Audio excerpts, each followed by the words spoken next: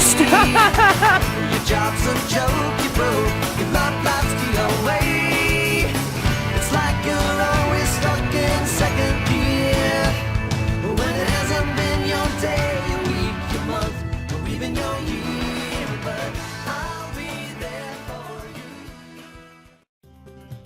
Hi everyone, your friendly neighborhood darts are here to talk a little bit with you about using Quizlet in your classroom.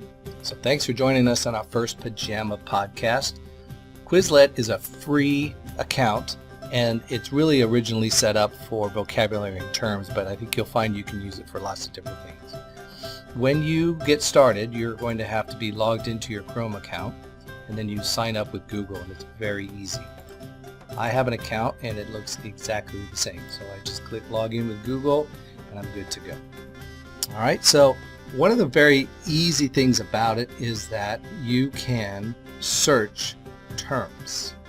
So once you click on the search box, you can type something that you're going to be teaching coming up, like elements. You can really search for any content that's already out there, and people have already created what we call study sets for all different kinds of topics.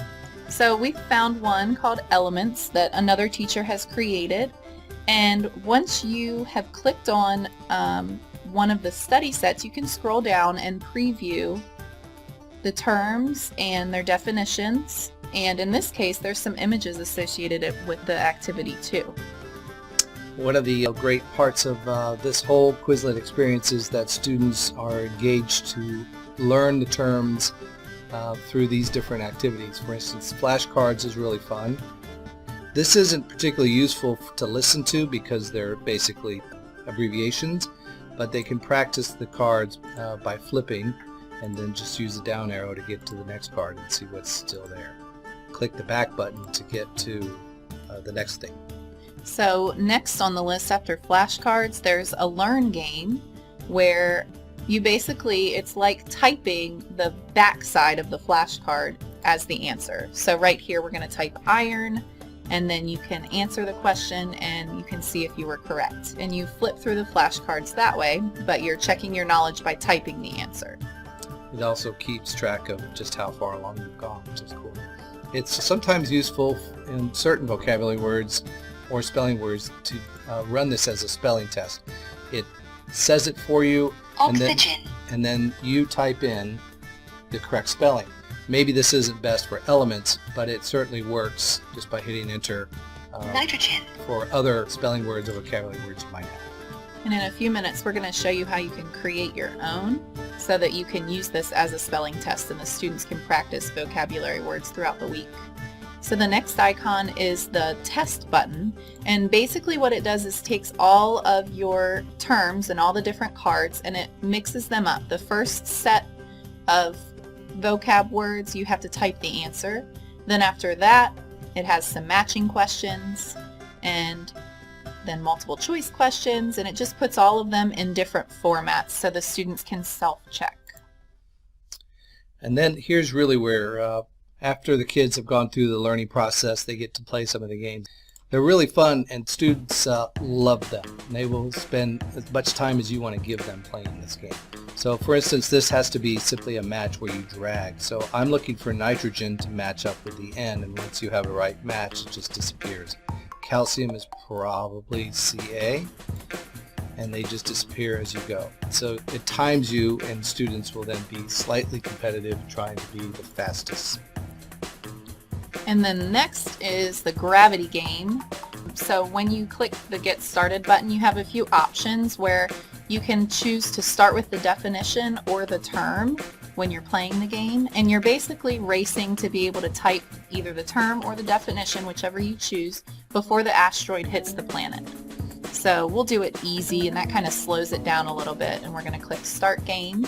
And you'll see in a few minutes the asteroid's going to float down to the planet, and before it lands off the bottom of your screen, you have to type the periodic element, and then you can hit enter, and if you get it correct, it disappears, and then another one will start coming down. Since we hit easy, they're coming one at a time, but if you click on the harder option at the beginning of the game, I don't know the answer to that one. So this is what happens when you don't. AG, don't know what AG is. But when you do the harder one, it gives you more asteroids at a time. So they have to be continuously typing and hitting enter, trying to get all the little asteroids to explode. Once, since we didn't get that one correct, silver. I knew it. Since we didn't get silver correct, it's telling us the answer, but then it has you type the correct answer, and then it lets you continue playing. So this is a great way for students to practice. The repetition is what's great about Quizlet. They play the same cards, look at the same vocabulary words, just in different formats, and it mixes it up a little bit for them. It also is not a bad way to test their typing. True. So very good practice. One of the really fun things about this is the live game that they can play. But before we go there, I want to show you really quickly two things. You can, if you found that you wanted to add terms or subtract terms from what you found, you can make a copy of this and rename it and change it to what works for you. The other thing is, of course, if you don't find exactly what you want, you can create your own study setup here. So when you click create, it's going to ask you for a title. So I'm going to simply make mine History, if I could spell, of Virginia. And I'm going to choose a few things here. I'm going to pick, the term is going to be Jamestown. And my definition, which may seem a little odd, is 1607. And here's what's really fun. I can ask for an image, and look, it has already found one for me based on what I put in there. Super slick, pretty smart. And yes, this is English. So if I pick Pocahontas as my term, Pocahontas, I hope, and then I'm going to, did I spell it right? P-O-C-A-H-O-N-T-A-S. Well, through the miracle of Google, we were able to find the correct spelling of Pocahontas, and what I did know already was that she was the daughter, if I could spell that, E-R, of the chief. And while Van's typing that, this is great for teachers to create their own study sets, but do note that students can create a free Quizlet account too, so they can come in here and create their own study sets as well. A lot of times when you search for pre-made ones, you'll see that there are student-created study sets and teacher-created ones, so don't forget that your kids can use this portion of it as well and create their own. It'd be a good project, actually, particularly those students if you're trying to extend some learning while you're working with others.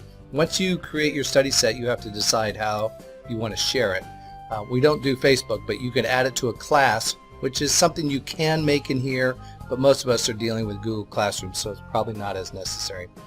But you can also add it to a folder. And if I have a science folder, but I can create a new folder and call it Social Studies, and just drop it in there, and I'm good to go. This makes it a little easier to share these terms with students. Now, I would use this to show you how to play the Quizlet Live, but you have to have how many terms? You have to have 12 terms, I believe, to be able to do the Quizlet Live game, which is the part that we really want to focus on today with this Quizlet training.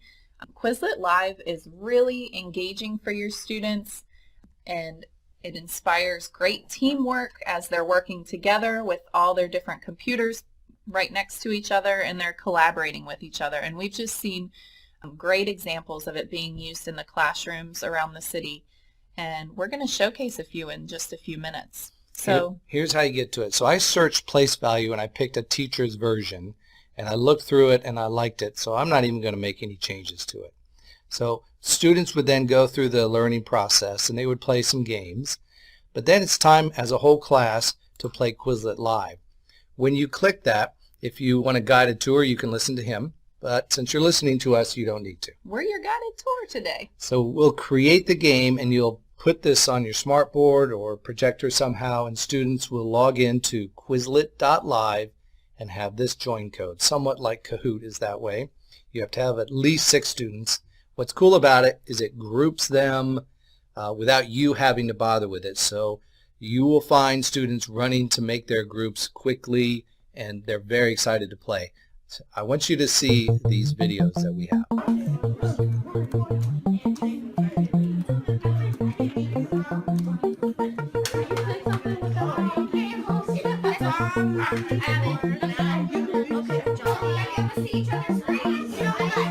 Thanks